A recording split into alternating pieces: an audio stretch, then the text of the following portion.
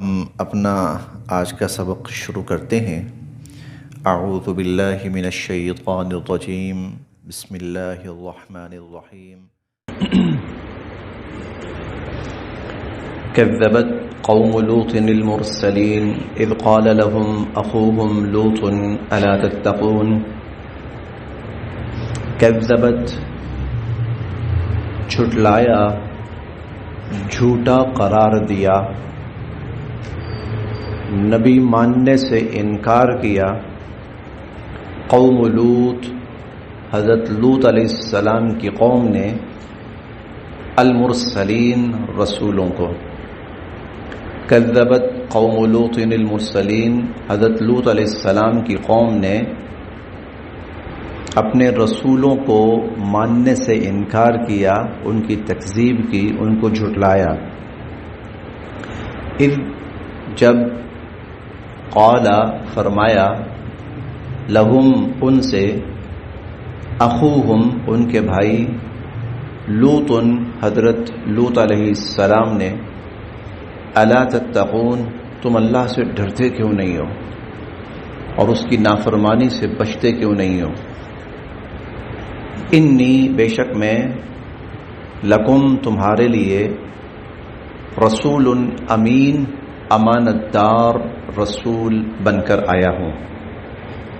انی لکم رسول امین، بے شک میں تمہارے لیے امانت دار رسول بن کر آیا ہوں۔ فاتقوا اللہ، اللہ سے ڈرو، واطیعون اور میری فرما برداری کرو۔ وما اسألکم اور میں تم سے نہیں مانگتا، علیہ اس پر، من اجر کوئی معاوضہ، وما اسألکم علیہ من اجر اور میں اس پر تم سے کوئی صلہ معاوضہ نہیں مانگتا، ان اجریہ نہیں ہے میرا صلہ اور معاوضہ، الا مگر، علی رب العالمین تمام جہانوں کے پروردگار کے ذمے۔ ہم دیکھ رہے ہیں کہ مختلف اقوام کے تذکرے کو اللہ تعالیٰ ایک ہی انداز میں بیان فرما رہے ہیں، ایک الفاظ، ایک جیسا انداز، اور آخر میں جا کر ایک جیسا انجام، اس کے لیے بھی وہی الفاظ۔ قوم نوح تھی، قوم ہود تھی، قوم سمود تھی، اور اب قوم لوط، اور اسی طرح آگے اصحاب الایکہ۔ یہ انداز اللہ تعالیٰ نے کیوں اختیار فرمایا، حقیقی وجہ تو اللہ ہی جانتے ہیں، لیکن ایک ظاہری سی جو بات سمجھ میں آتی ہے وہ یہ ہے، بتانا یہ چاہتے ہیں اللہ تعالیٰ کہ یہ جتنے انبیاء علیہم السلام تشریف لائے، یہ ایک دعوت اور ایک پیغام لے کر آئے۔ ان کی دعوت اور ان کا پیغام یکساں تھا، اور وہ یہ کہ اس انسان کو پیدا کرنے والا اور اس کو رزق دینے والا اور اس کو زندگی دینے والا وہ ایک رب العالمین کی ذات ہے، اور وہی عبادت کے لائق ہے، اور وہی دعا کے لائق ہے کہ اسی سے مانگا جائے، جیسے ہم نے پڑھا لہو دعوت الحق، دعا اللہ کا حق ہے، مانگنا یہ اللہ کا حق ہے کہ اسی سے مانگا جائے۔ پھر آگے چونکہ قوموں کے جرائم مختلف ہوتے تھے، اس لیے تھوڑا سا تذکرہ مختلف ہو جاتا تھا، لیکن آخر میں جا کر پھر انجام ایک جیسا بیان کیا، ایک جیسے الفاظ۔ وہ کیا؟ اور وہ یہ تھا کہ پھر جس نے نبی کی بات نہیں مانی تو وہ ہلاک اور برباد ہوا، اور جس نے مانی اس کو اللہ نے نجات عطا فرمائی۔ ان سب کو بھیجنے والی ذات ایک اللہ رب العزت کی بنیادی تعلیم، سب کی ایک بنیادی مقصد، سب کا ایک، کوئی کسی نے کسی سے کوئی صلہ معاوضہ نہیں لیا، نہیں مانگا، یعنی اپنی ذات کے لیے کسی نبی نے کوئی کام نہیں کیا، جو کیا اللہ کا پیغام اور اس کا جو حکم تھا وہ انسانوں تک پہنچائے، اور جنہوں نے نہیں مانا ان کا انجام یہ ہوا۔ آخر میں پھر کیا ہے وَإِنَّهُ لَتَنزِيلُ رَبِّ الْعَالَمِينَ. تو پھر اے حضور علیہ الصلوۃ والسلام کی امت جو جن کی طرف حضور کو پیغام نبی بنا کر بھیجا گیا، ہونا تمہارے ساتھ بھی یہی ہے. بالکل اسی طرح حضور علیہ الصلوۃ والسلام اللہ کے پیغمبر ہیں، جس طرح حضرت نوح علیہ السلام، ابراہیم علیہ السلام، ہود علیہ السلام، صالح علیہ السلام، لوط علیہ السلام، شعیب علیہ السلام سارے اللہ کے نبی تھے. بالکل اسی طرح حضور اللہ کے نبی ہیں.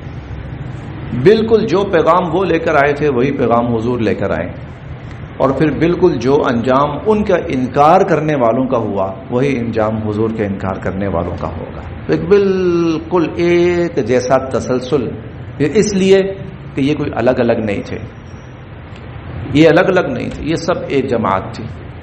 اسی بات کو حضور علیہ الصلوۃ والسلام نے یوں فرمایا، نحن معشر الانبیاء، ہم جو انبیاء کی جماعت ہے نا، ابونا واحد، ہمارا باپ ایک ہے، امہاتنا شتیٰ، ہماری مائیں مختلف ہیں. یہ لفظی ترجمہ ہے، یہ لفظی ترجمہ ہے، لیکن اس کا مفہوم کیا ہے؟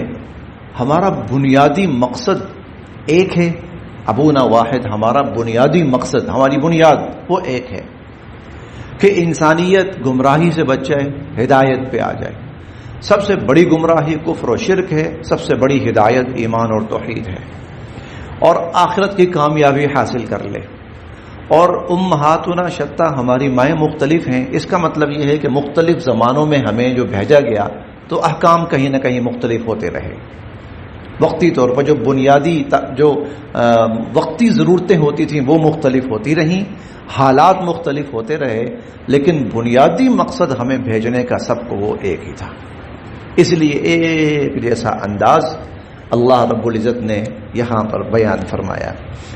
تو حضرت لوط علیہ السلام کا تذکرہ کہ وہ اپنی قوم کو کہتے ہیں کہ میں اللہ کا نبی بن کر آیا ہوں، اللہ سے ڈرو اور میری اطاعت کرو، میرا کہا مانو، میں اس پر تم سے کوئی صلہ کوئی اجر نہیں مانگتا. اب آگے بات شروع ہو رہی ہے جو اس قوم کی بڑی خامی تھی. کفر تو تھا، شرک تو تھا، کفر و شرک کے علاوہ جو ایک بڑا ان کا جرم تھا، خامی تھی، گناہ تھا ان میں. اتاتونا، کیوں تم آتے ہو، الذکران، مردوں پر. اتاتون الذکران، اپنی شہوت پوری کرنے کے لیے مردوں کے پاس کیوں آتے ہو. من العالمین، دنیا میں تم نے دنیا میں مردوں کو ہی کیوں چنا اپنی خواہشات پوری کرنے کے لیے. وتذرون، اور تم نے کیوں چھوڑ دیا ہے ما خلق، جو پیدا فرمائی، لکم، تمہارے لیے، ربکم، تمہارے رب نے، من ازواجکم، تمہاری بیویاں یا تمہارے جوڑے. اللہ نے جو جوڑے پیدا فرمائے ہیں خواہش پوری کرنے کے لیے، تو یہ بھی ایک انسانی ضرورت ہے، اس کو پورا کرنے کے لیے اللہ نے جو تمہارے جوڑے بنائے ہیں ان کو چھوڑ کر تم مردوں کے پاس اس غلیظ حرکت کے لیے کیوں آ رہے ہو. بل، حقیقت یہ ہے، انتم، کہ تم، قوم عادون، تم ایسے لوگ ہو جو ہر حد عبور کر گئے ہو، ہر حد کراس کر گئے ہو. قالو، وہ کہنے لگے، لئن، اگر، لم تنتہ، آپ باز نہ آئے، لئن لم تنتہ، اگر آپ باز نہ آئے، یا لوط، اے لوط، لتکونن، تو ہوں گے آپ، من المخرجین، نکالے جانے والوں میں سے. یہ لفظی ترجمہ ہے، نکالے جانے والوں میں سے. لتکونن من المخرجین، تو آپ کو ہم یہاں سے نکال دیں گے. اور ہم نے کئی جگہ پڑھا ہے، وہ کہتے اخرجوا آل لوط من قریتکم، یہ جو لوط علیہ السلام ان کے گھر والے ہیں نا، ان کو بھئی نکال دو یہاں سے. انہم اناس یتطہرون، ارے یہ تو بڑے پاک صاف لوگ ہیں، ہم گندے لوگ ہیں، تو ہم گندے لوگوں کے اندر ان پاک صاف لوگوں کا کیا کام، تو ان کو نکال دو یہاں سے، یہ کہیں پاک صاف جگہ پہ چلے جائیں. یہ تنزیہ وہ کہتے تھے. تو کہنے لگے لئن لم تنتہ یا لوط، اے لوط اگر آپ باز نہ آئے، لتکونن من المخرجین، تو آپ کو یہاں سے نکال دیا جائے گا۔ قال، حضرت لوط علیہ السلام فرمانے لگے، انی، بے شک میں، لعملکم، تمہاری اس حرکت سے، من القالین، بیزار ہوں، میں تو خود تمہاری اس حرکت سے بیزار ہوں، تمہارے اس کرتوت سے، برے کرتوت سے، برے عمل سے میں تو بیزار ہوں۔ اور فرمایا ربی، اے میرے رب، نجنی، مجھے بچا لیجئے، واہلی، اور میرے گھر والوں کو بھی، مما یعملون، اس سے جو کچھ یہ کر رہے ہیں، اے اللہ جو حرکت یہ کر رہے ہیں مجھے اور میرے اہل و عیال کو اس سے بچا لیجئے۔ فنجیناہ، تو ہم نے ان کو نجات دی، ہم نے ان کو بچا لیا، وَأَهْلَهُ، اور ان کے گھر والوں کو بھی، اجمعین، سب کو، ان کو اور ان کے سب گھر والوں کو ہم نے بچا لیا۔ اور ہم یہ 12ویں پارے میں پڑھ کے آئے ہیں کہ حضرت لوط علیہ السلام کو اللہ تعالیٰ نے فرمایا فَأَسْرِ بِأَهْلِكَ بِقِطْعٍ مِّنَ اللَّيْلِ، جب رات ہو نا تو آپ نکل جائیے گا اپنے گھر والوں کو لے کر، وَلَا يَلْتَفِتْ أَحَدٌ مِّنْكُمْ، اور تم میں سے کوئی پیچھے نہ رہے، وَامْضُوا حَيْثُ تُؤْمَرُونَ، جہاں اللہ کا حکم ہے نا وہاں چل پڑو اور جاتے جاؤ۔ تو فنجیناہ، ان کو ہم نے بچا لیا، وَأَهْلَهُ، اور ان کے گھر والوں کو، اجمعین، سب کو، الا، سوائے، عجوزن، بڑھیا، فی الغابرین، جو پیچھے رہ جانے والوں میں سے تھی، یہ ان کی بیوی تھی، حضرت لوط علیہ السلام کی بیوی، جو ایمان نہیں لائی، اور ایمان نہ لانے کی وجہ سے، ایمان نہ لانے کی پاداش میں اس کا انجام بھی انہی کے ساتھ ہوا۔ ثم، پھر، دمرنا، ہم نے تباہ و برباد کر کے رکھ دیا، الآخرین، بعد والوں کو، پیچھے والوں کو، بعد والوں کو ہم نے تباہ و برباد کر کے رکھ دیا۔ وَأَمْطَرْنَا، اور ہم نے برسائی، علیہم، ان پر، مطرا، بارش، اور ہم نے ان پر بارش برسائی، فساء، کتنی بری تھی، مطرو، بارش، المنذرین، ان لوگوں پر جنہیں خبردار کیا گیا تھا، جن کو آگاہ کیا گیا تھا، پھر ان پر جو بارش برسی تو وہ کتنی بری بارش تھی۔ ہم بارہا پڑھ چکے ہیں، سب سے زیادہ جس قوم پر عذاب آیا، سب سے زیادہ وہ قوم لوط تھی، حضرت لوط علیہ السلام کی قوم، اور ان پر 5 عذاب اکٹھے آئے، 5 عذاب۔ ان میں سے ایک تو اللہ تعالیٰ نے مؤتفقات کے لفظ سے بھی فرمایا کہ ان کی بستیوں کو الٹ دیا گیا، ان کی بستیوں کو وہ الٹ دیا گیا۔ ہاں، ایسے ہی جیسے کسی چیز کو نیچے سے اٹھا کر یوں پلٹ دیا جائے اور پٹک دیا جائے۔ اور دوسرا عذاب ان پر، وہ پتھر برسائے گئے ان پر، اللہ تعالیٰ کی طرف سے پتھر ان پر، وَأَمْطَرْنَا عَلَيْهِمْ حِجَارَةً مِّن سِجِّيلٍ مَّنضُودٍ، نوکدار پتھر، اور وہ بھی مُسَوَّمَةً عِندَ رَبِّكَ، اللہ تعالیٰ کی طرف سے نشان زدہ پتھر تھے کہ کس پتھر نے کس کو جا کے لگنا ہے۔ جدید ٹیکنالوجی، وہ اس کا کانسیپٹ وہیں سے ملا ہے ان کو۔ 2 عذاب۔ تیسرا، ان کے اوپر غلیظ ترین پانی برسایا گیا، غلیظ ترین پانی ان کے اوپر اللہ تعالیٰ کی طرف سے برسایا گیا۔ اور چوتھا، زلزلہ، اور 5واں چنگھاڑ۔ یہ 5 عذاب ان کے اوپر آئے۔ اس قدر شدید عذابوں کی جو بڑی وجہ تھی، بڑی وجہ، اتنے عذاب کیوں آئے؟ اس کی وجہ یہ غلیظ عمل تھا ان کا، مرد مرد کے ساتھ بدفعلی کرتا تھا، مرد مرد کے ساتھ بدفعلی، اور یہ کام وہ اعلانیہ کرتے تھے۔ أَإِنَّكُمْ لَتَأْتُونَ الْفَاحِشَةَ وَأَنْتُمْ تُبْصِرُونَ، تم اعلانیہ کھلم کھلا سب کے سامنے یہ حرکتیں کرتے ہو، شرم نہیں آتی تم لوگوں کو؟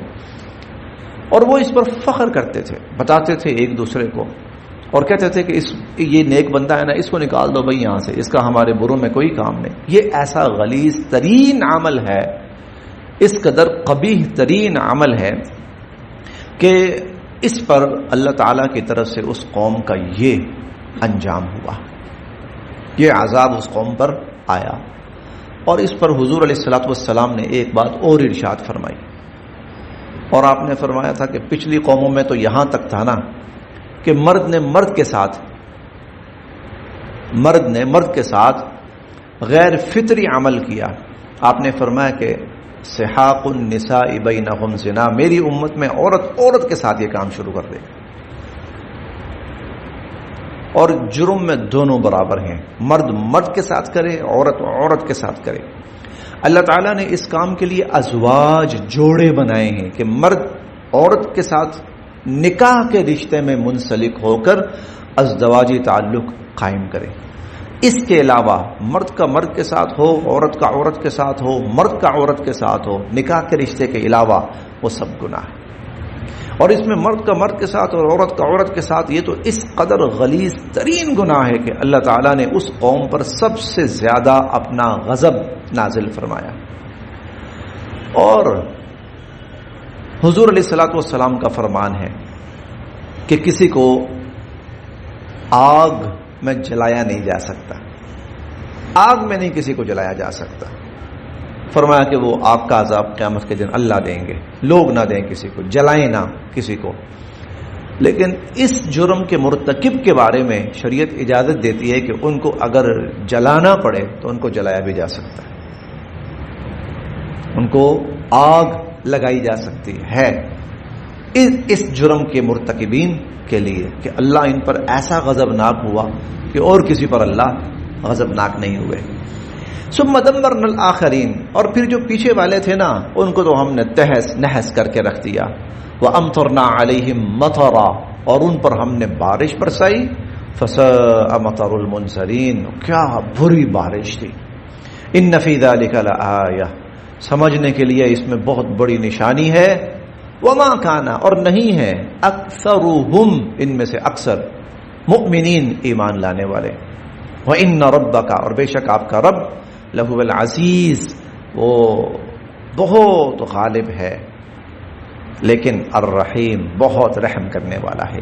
یہ دو جملے، یہ دو سوالوں کے جواب ہیں جو انسانی ذہن میں پیدا ہوتے ہیں کہ یہ لوگ اتنے بڑے بڑے جرم کر رہے ہیں تو ان کو پکڑنے والا کوئی نہیں ہے. کہا ہے العزیز، بہت قوت غلبے والا ہے. اچھا پکڑنے والا ہے تو پھر پکڑتا کیوں نہیں ہے؟ تو الرحیم، وہ مہربان ہے، جلدی نہیں کرتا پکڑنے میں. اس کی رحمت اس کے غضب پر غالب ہے. غضب بہت دیر کے بعد غضب کا اظہار ہوتا ہے، ورنہ عموماً رحمت چلتی رہتی. اور ہم نے بارہا پڑھا ہے، آگے بھی پڑھیں گے، لو یؤاخذ اللہ الناس بما کسبوا ما ترک علیہا من دابہ. یہ جو لوگ جو حرکتیں کرتے ہیں نا، اللہ اگر پکڑنا شروع کر دے تو سمجھو کہ پھر تو روئے زمین پر کوئی زندہ ہی نہ رہ سکے، پھر تو کوئی بچے ہی نہ. لیکن ولاکن یؤخرهم الی اجل مسمى، اللہ پاک انسانوں کو ڈھیل دیتے رہتے ہیں، ڈھیل دیتے ہیں، لیکن وہ بھی ایک وقت تک. فاذا جاء اجلهم، جب وہ ڈھیل ختم ہوتی ہے نا، بس فلا یستاخرون ساعۃ ولا، پھر کوئی گنجائش نہیں بچتی کسی کے لیے. بس آج پھر